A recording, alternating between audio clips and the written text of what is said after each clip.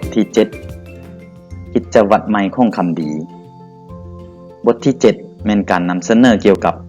การกะเกียมความพร้อมของคำดีสำหรับสภาพแวดล้อมใหม่ในการเรียนรู้การไปเยี่ยมยามโรงเรียนอนุบาลการเฮ็ดตามความสนใจของตัวเองการนำใช้ปึ้มภาพการสื่อสารการกะเกียมความพร้อมสำหรับการเปลี่ยนแปลงกิจกรรมและอื่นๆที่ได้ระบุไว้ในบทนี้คำดีกำลังจะไปเข้าโรงเรียนอนุบาลแห่งหนึ่งก่อนหน้าเข้าโรงเรียน1มื้อ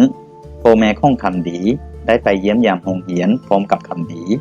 เขาเจ้าได้พบกับนายครูของคำดีชื่อว่าครูบัวหวันพ่อแม่ของคำดีได้เอาปึ้มภาพที่ใช้ในการสื่อสารและบอกวิธีนำใช้มันให้กับนายครูผมเล่าสิ่งที่คำดีมักและบ่มักให้เศร้าครูฟังค่อยแม่นครูบัวหวันค่อยจะช่วยคำดีเขียนอยู่ในห้องของค่อยครูบัวหวันกล่าวครูบัวหวันได้พาคำดีและพ่อแม่ไปเบิ่งห้องเรียนของลาวและได้เอารูปของคำดีวางไว้ถึงหน้าโต๊ะเพื่อให้คำดีผู้บนนั่งของตัวเอง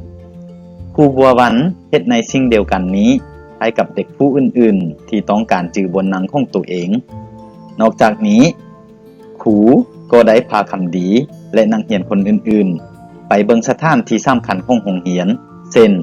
ห้องนำคำดีนี่แม่นโต๊ะของล้านเด้อคำดีล้านนั่งนี้เด้อครูบัวหวันเบาเมื่อทำผิดโครงการมาเข้าโรงเรียน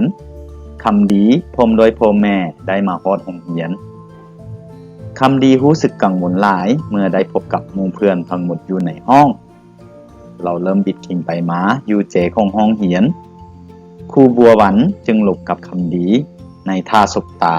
เพื่อเฮ็ดให้คำดีบ่รู้สึกย้านและหงุดหงิดเศร้าครูได้ลมกับคำดีและหมู่อยู่ในห้องเกี่ยวกับความรู้สึกในการมาเข้าโรงเรียนมื้อทำผิดเพื่อเป็นการช่วยให้เขาเจ้าคนขายคำดีมันเป็นเรื่องธรรมดาที่หลานรู้สึกกังวลแต่ครูก็อยู่นี้เพื่อพร้อมช่วยเหลือหลานเสมอเด้อครูบัวหวันเว้าครูบัวหวันพูดว่า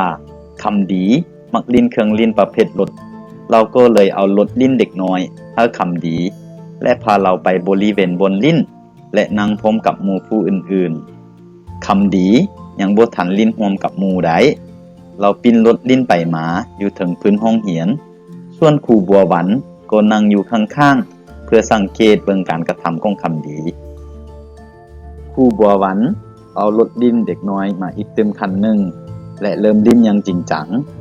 เรายู้รถไปมาและเฮ็ดเสียงรุ่นรุ่นคำดีประทับใจในการลิ้นของครูและเริ่มยู้รถลิ้นนำครูครูบัวหวันสังเกตเห็นว่าคำดีรู้สึกคนขายและสบายใจกว่าคนหน้านี้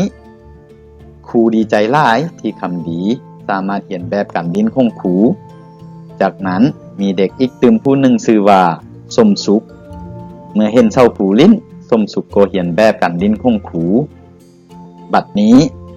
ทั้งคำดีสมสุขและครูบัวหวันจึงลิ้นนำกัน